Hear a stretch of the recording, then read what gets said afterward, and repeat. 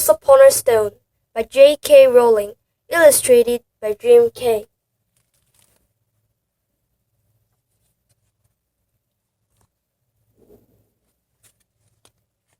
Contents. Chapter 1. The Boy Who Lived. Mr. and Mrs. Dursley of number 4 Privet Drive were proud to say that they were perfectly normal, thank you very much. They were the last people you'd expect to be involved in anything strange or mysterious, because they just didn't hold with such nonsense. Mr. Dursley was the director of a firm called Grinnings, which made drills. He was a big, beefy man with hardly any neck, although he did have a very large mustache. Mrs. Dursley was thin and blonde and had nearly twice the usual amount of neck, which came in very useful as she spent so much of her time craning over garden fences, spying on the neighbors. The Dursleys had a small son called Dudley, and in their opinion, there was no finer boy anywhere. The Dursleys had everything they wanted, but they also had a secret, and their greatest fear was that somebody would discover it. They didn't think they could bear it if anyone found out about the Potters. Mrs. Potter was Mrs. Dursley's sister, but they hadn't met for several years.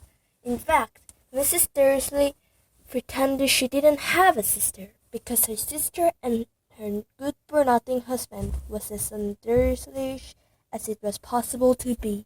The Dursleys shuddered to think what the neighbors would say if the Potters arrived in the street. The Dursleys knew that the Potters had a small son too, but they had never even seen him. This boy was another good reason for keeping the Potters away. They didn't want Dudley mixing with a child like that. When Mr. and Mrs. Dursley woke up on the dull gray Tuesday our story starts, there was nothing about the cloudy sky outside to suggest that strange and mysterious things would soon be happening all over the country.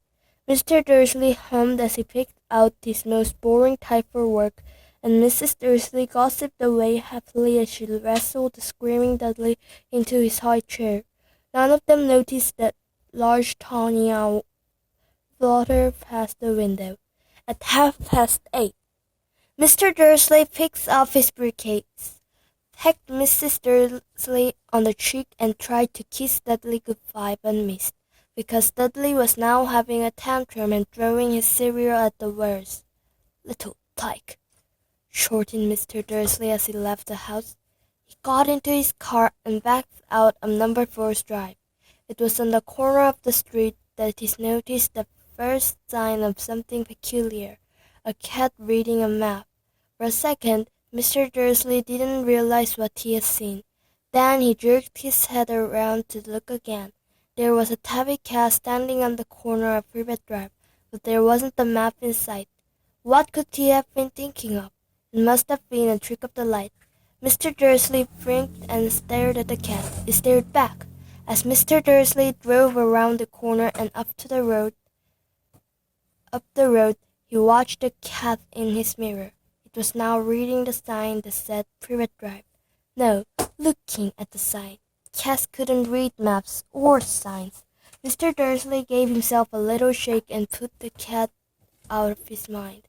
As he drove towards town, he thought of nothing except the large order of drills he was hoping to get that day. But on the edge of town, drills were driven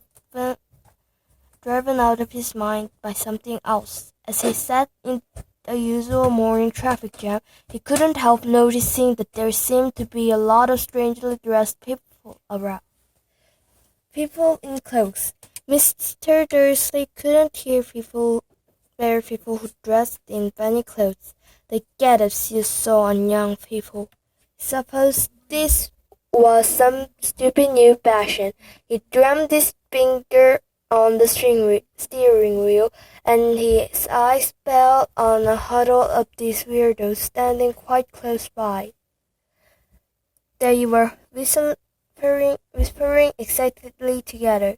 Mr. Dursley was enraged to see that a couple of them weren't young at all. Why, that man had to be older than he was, and wearing an emerald green cloak. The nerve of him! But then it struck Mr. Dursley that this was probably some silly stunt. These people were obviously collecting for something. Yes, that would be it. The traffic moved on. And a few minutes later, Mr. Dursley arrived in the Greenwich car park, his mind back on drills. Mr. Dursley always sat with his back to the window in his office on the 9th floor. If he hadn't, he might have found it harder to concentrate on drills that morning. He didn't see the owls swooping past in broad daylight. The people down in the street did. They pointed and gazed open-mouthed as owl after owl spat overhead. Most of them had never seen an owl even at night time. Mr. Dursley, however, had a perfectly normal, owl-free morning. He yelled at 5 different people. He made several important telephone calls and shouted a bit more. He was in a very good mood until lunchtime, when he thought he'd stretch his legs and walk across the road to buy himself a bun from the baker's opposite. He'd forgotten all about the people in cloaks until he passed the group of them next to the baker's. He eyed them angrily as he passed. He didn't know why, but they made him uneasy. This lot was whispering excitedly too, and he couldn't see a single collecting tin. It was on his way back past them, clutching a large doughnut in a bag, that he caught a few words of what they were saying. "The Potters! That's right! That's what I heard!" Yes, they said, "Harry." Mr. Dursley stopped dead. Fear flooded him. He looked back at the whisperers as if he wanted to say something to them, but thought better of it. He dashed back across the road, hurried off to his office, snapped at his secretary not to disturb him, seized his telephone, and had almost finished dialing his home number when he changed his mind. He put the receiver back down and stroked his mustache, thinking. No, he was being stupid. Potter wasn't such an unusual name. He was sure there were lots of people called Potter who had a son called Harry. Come to think of it, he wasn't even sure his nephew was called Harry. He never even seen the boy. It might have been Harvey or Harold. There was no point in worrying Mrs. Dursley. She always got so upset at any mention of her sister. He didn't blame her if he'd have a sister like that. But all the same, those people in cloaks. He found it a lot harder to concentrate on drills that afternoon. And when he left the building at 5 o'clock, he was still so worried that he walked straight into someone just outside the door. "Sorry," he grunted, as the tiny old man stumbled and almost fell. It was a few seconds before Mr. Dursley realized that the man was wearing a violet cloak. He didn't seem at all upset at being almost knocked to the ground. His face split into a wide smile, and he said in a squeaky voice that made passers-by stare. "Don't be sorry, my dear sir, for nothing could upset me today. Rejoice, for you know who has gone at last. Even muggles like yourself should be celebrating this happy day." And the old man hugged Mr. Dursley around the middle and walked off. Mr. Dursley stood rooted to the spot. He had been hugged by a complete stranger. He also thought he had been called a muggle. Whatever that was, he was rattled. He hurried to his car and set off home, hoping he was imagining things, which he had never hoped before, because he didn't approve of imagination. As he pulled into the driveway of number 4, the first thing he saw, and it didn't improve his mood, was the tabby cat he spotted that morning. It was now sitting on his garden wall. He was sure it was the same one. It had the same markings around its eyes. "Shoo!" said Mr. Dursley loudly. The cat didn't move. It just gave him a stern look. Was this normal cat behavior? Mr. Dursley wondered. Trying to pull himself together, he let himself into the house. He was still determined not to mention anything to his wife. Mrs. Dursley had a nice normal day. She told him over dinner all about Mrs. Next Door's problems with her daughter, and how Dudley had learned a new word, "shan't." Mr. Dursley tried to act normally. When Dudley had been put to bed, he went into the living room in time to catch the last report on the evening news. And finally, bird watchers everywhere had reported that the nation's owls have been behaving very unusually today. Although owls normally hunt at night and are hardly ever seen in daylight, there have been hundreds of sightings of these birds flying in every direction since sunrise. Experts are unable to explain why the owls have suddenly changed their sleeping patterns. The newsreader allows himself a grin, most mysteriously. And now, over to Jim McGuffin with the weather. Going to be any more shower spells tonight, Jim? Well, Dad, said the weatherman, I don't know about that, but it's not only the owls that have been acting oddly today. Views as far away as Kent, Yorkshire, and Dundee had been phoning in to tell me that instead of the rain I promised yesterday, they've had a downpour of shooting stars. Perhaps people have been celebrating bonfire night early. It's not until next week, folks, but I can promise a wet night tonight. Mr. Dursley sat frozen in his armchair.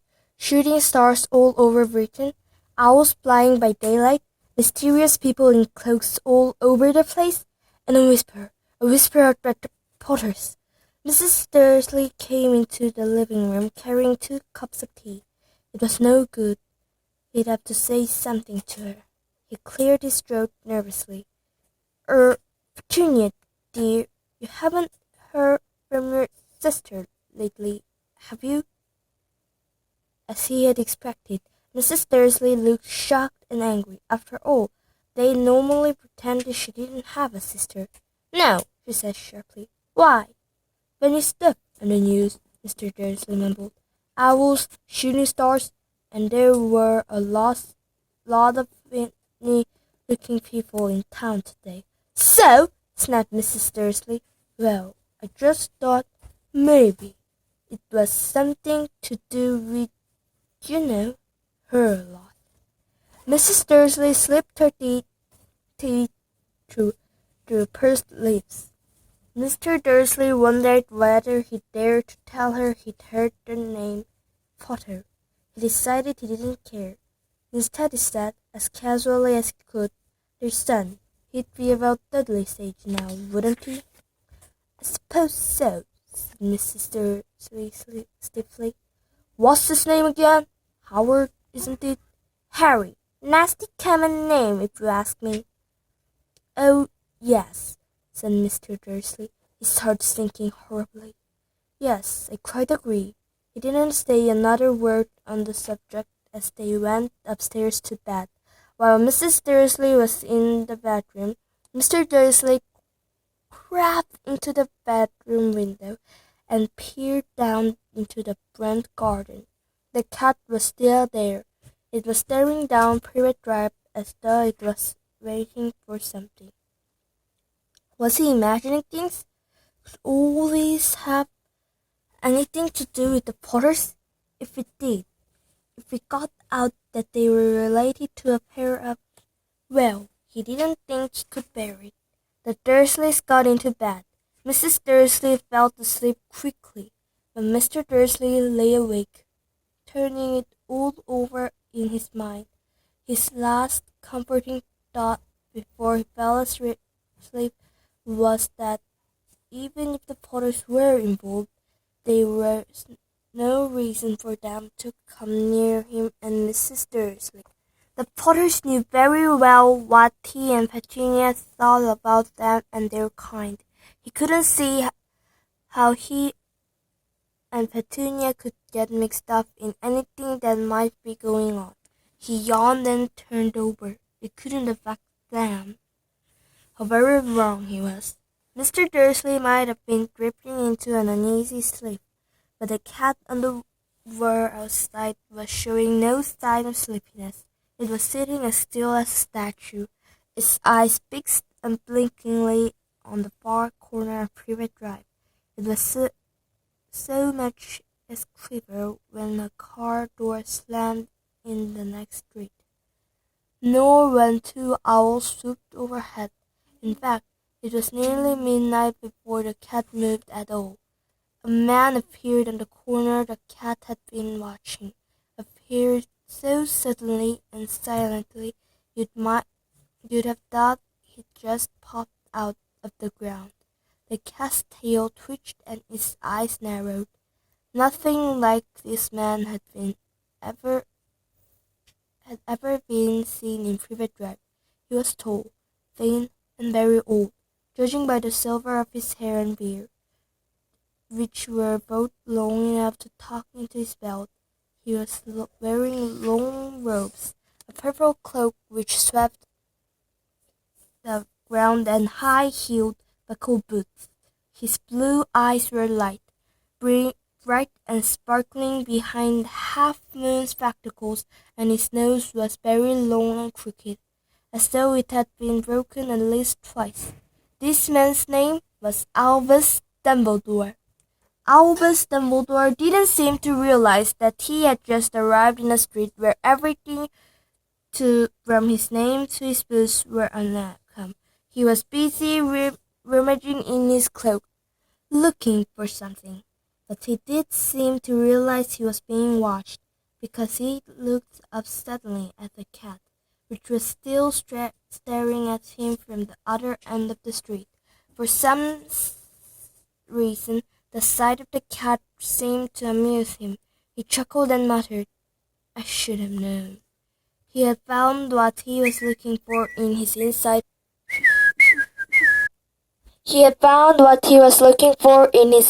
pocket. It seemed to be a silver cigarette lighter. He flicked it open, held it up in the air, and clicked it. The nearest street lamp went out with a little pop. He clicked it again. The next lamp flickered into darkness. 12 times he clicked the foot outer, until the only lights left in the whole street were two tiny pinpricks in the distance, which were the eyes of the cat watching him. If anyone looked out of their window now, even beady-eyed Mrs. Dursley, they wouldn't be able to see anything that was happening down on the pavement. Dumbledore slipped the foot outer back inside his cloak and set off down the street towards number 4, where he sat down on the wall next to the cat. He didn't look at it, but after a moment he spoke to it. "Fancy seeing you here, Professor McGonagall." He turned to smile at the tabby, but it had gone. Instead, he was smiling at a rather severe-looking woman who was wearing square glasses exactly the shape of the markings the cat had around its eyes. She, too, was wearing a cloak, an emerald one. Her black hair was drawn into a tight band. She looked distinctly ruffled. "How did you know it was me?" she asked. "My dear Professor, I've never seen a cat sit so stiffly."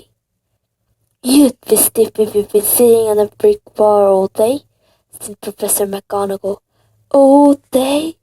When you could have been celebrating? I must have passed a dozen feast and parties on my way here." Professor McGonagall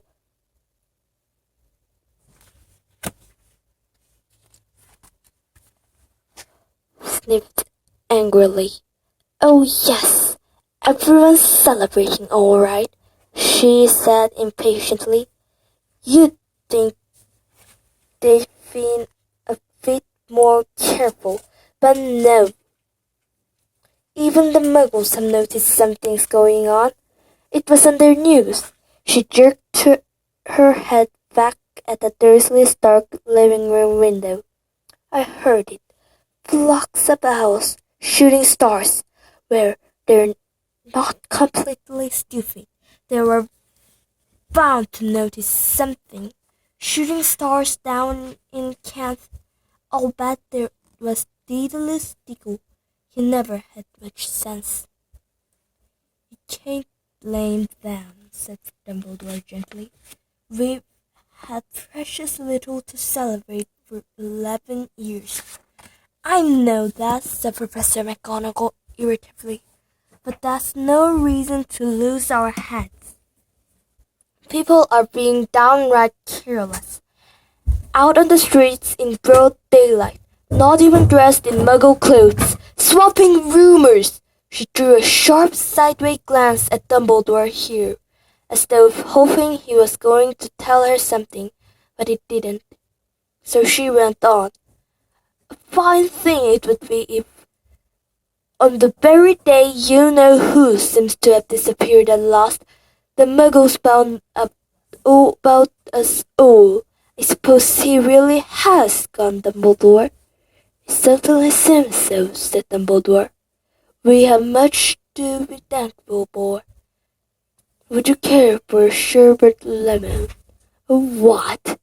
A sherbet lemon. They're kind of magical sweet. I'm rather fond of. No, thank you, said Professor McGonagall coldly, as though she didn't think this was the moment for sherbet lemons. As I say, even if you know who has gone, my dear Professor, surely a sensible person like yourself can call him by his name. All this you-know-who nonsense. For 11 years I have been trying to persuade people to call him by his proper name. Voldemort. Professor McGonagall flinched, but Dumbledore, who was sticking 2 sherbet lemons, seemed not to notice. It all gets so confusing if we keep saying you-know-who. I have never seen any reason to be frightened of saying Voldemort's name. No, you haven't, said Professor McGonagall, shouting, half exasperated, half admiring. But you're different. Everyone knows you're the only one you know. Oh, all right. Voldemort was frightened of. You flatter me, said Dumbledore calmly. Professor Voldemort had powers I will never have, only because they're too, well, noble to use them. It's lucky it's dark. I haven't blushed so much since Madame Pomfrey told me she liked my new earmuffs. Professor McGonagall shot a sharp look at Dumbledore and said, The owls are nothing to the rumors that are flying around. You know what everyone's saying? About why he's disappeared? About what finally stopped him? It seemed that Professor McGonagall had reached the point she was most anxious to discuss, the real reason she had been waiting on a cold hardware all day. For neither as a cat nor as a woman she had fixed Dumbledore with such a piercing stare as she did now. It was plain that whatever everyone was saying, she was not going to believe it until Dumbledore told her it was true. Dumbledore, however, was choosing another sherbet lemon and did not answer. What they're saying, she pressed on, is that last night Voldemort turned up in Godric's Hollow. He went to find the Potters. The rumors is that Lily and James Potter they're dead. Dumbledore bowed his head. Professor McGonagall gasped. Lily and James! I can't believe it. I didn't want to believe it. Oh, Alphys. Dumbledore reached out and patted her on the shoulder. I know, he said heavily. Professor McGonagall's voice trembled as she went on. That's not all. They're saying he tried to kill the Potter's son, Harry. He couldn't kill the little boy. No one knows why or how. But they're saying that when he couldn't kill Harry Potter, Voldemort's power somehow broke, and that's why he's... Dumbledore nodded glumly. Is it's true? Flattered Professor McGonagall. After all he's done, all the people he's killed, he couldn't kill a little boy? It's just astounding. Of all the things to stop him, but how in the name of heaven did Harry survive? We can only guess, said Dumbledore. We may never know. Professor McGonagall pulled out a lace handkerchief and dabbed at her eye beneath her spectacles. Dumbledore gave a great sniff as he took a golden watch from his pocket and examined it. It was a very old watch. It had 12 hands but no numbers. Instead, little planets were moving around the edge. It must have made sense to Dumbledore, though, because he put it back in his pocket and said, Hagrid's slate. I suppose it was he who told you I'd be here, by the way. Yes, said Professor McGonagall, and I did suppose you're going to tell me why you're here of all places. I've come to bring Harry to his aunt and uncle. They're the only family he has left now. You can't mean the people who live here? Cried Professor McGonagall, jumping to her feet and pointing at number 4. Dumbledore, you can't! I've been watching them all day. You couldn't find 2 people who are less like us, and they've got this son. I saw him kicking his mother all the way up the street, screaming for sweets. Harry Potter come and live here? It's the best place for him, said Dumbledore firmly. His aunt and uncle will be able to explain everything to him when he's older. I've written them a letter. A letter? Repeated Miss Professor McGonagall brilliantly, sitting back down on the word. Really, Dumbledore, you think you can explain all this in a letter? These people will never understand him. He'll be famous, a legend. I wouldn't be surprised if today was known as Harry Potter Day in future. There will be books written about Harry. Every child in our world will know his name. Exactly, said Dumbledore, looking very seriously over the top of his half-moon glasses.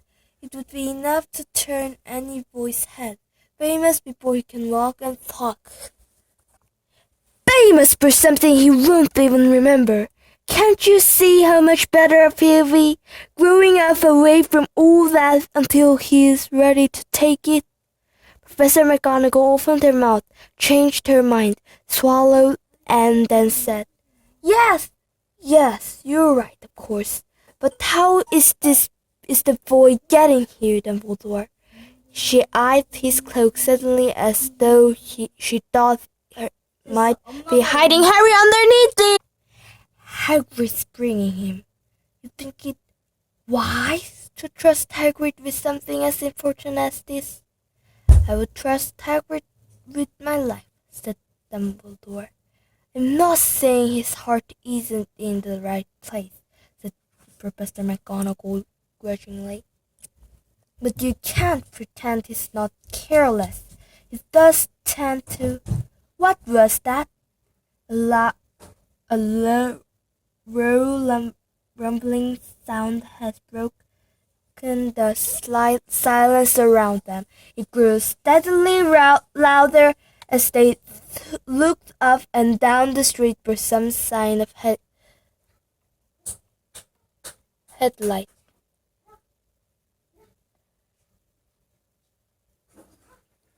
It swelled to a roar as they both looked up at the sky, and the huge motorbike fell out of the air and landed on the road in front of them.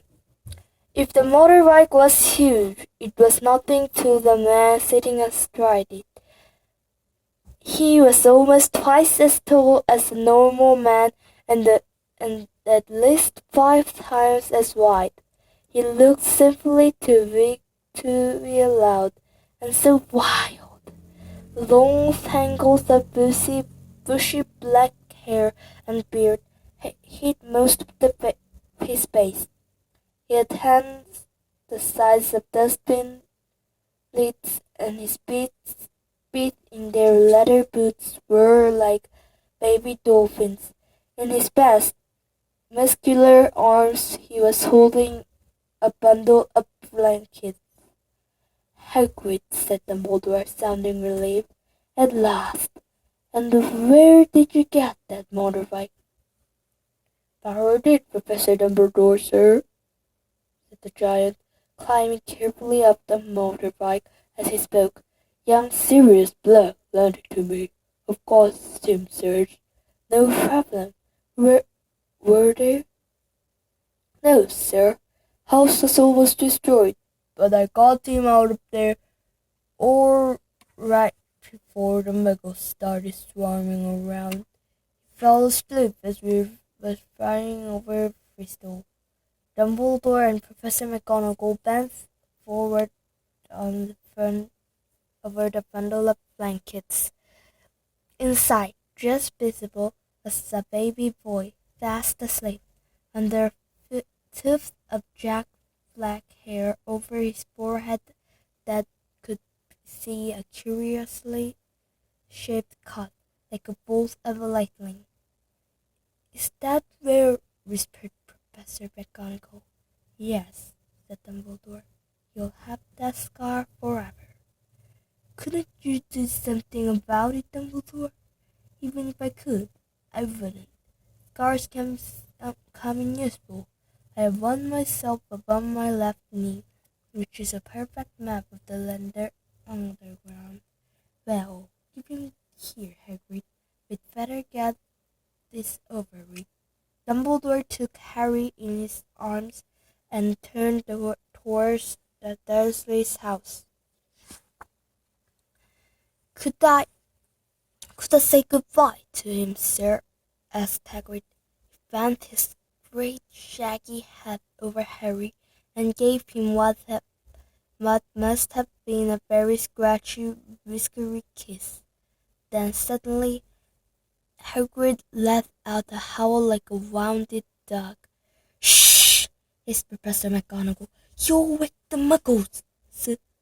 Sorry, sobbed Hagrid, taking out the large spotted handkerchief and burying his face in it. But I can't stand it. Lily and James dead, and poor little Harry up to live with muggles. Yes.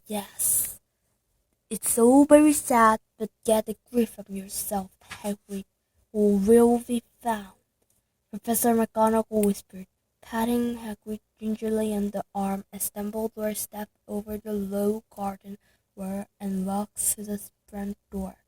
He laid Harry gently on the doorstep, took a letter out of his cloak, tucked it inside Harry's blankets, and then came back to the other two.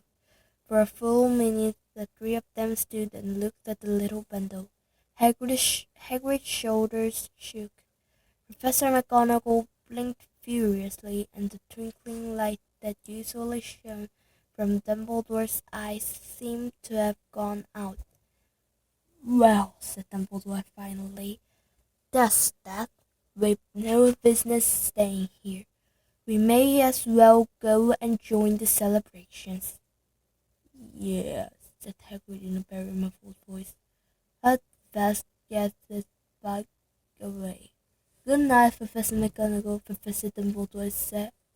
Wiping his steaming eyes on his jacket sleeve, Hagrid swung himself onto the motorbike and kicked the engine into life. With a roar, it rose into the air and off into the night. I shall soon see you soon, I expect, Professor McGonagall, said Dumbledore, nodding to her. Professor McGonagall blew her nose in reply. Dumbledore turned and walked back down the street. On the corner he stopped and took out the silver powder. He clicked it once, and 12 balls of light sped back to their street lamps, so that Privet Drive glowed suddenly orange, and she could make out a tabby cat slinking around the corner at the other end of the street. He could just see the bundle of blankets on the step of number 4. "Good luck, Harry," he murmured. He turned out his heel, and with a swish of his cloak he was gone.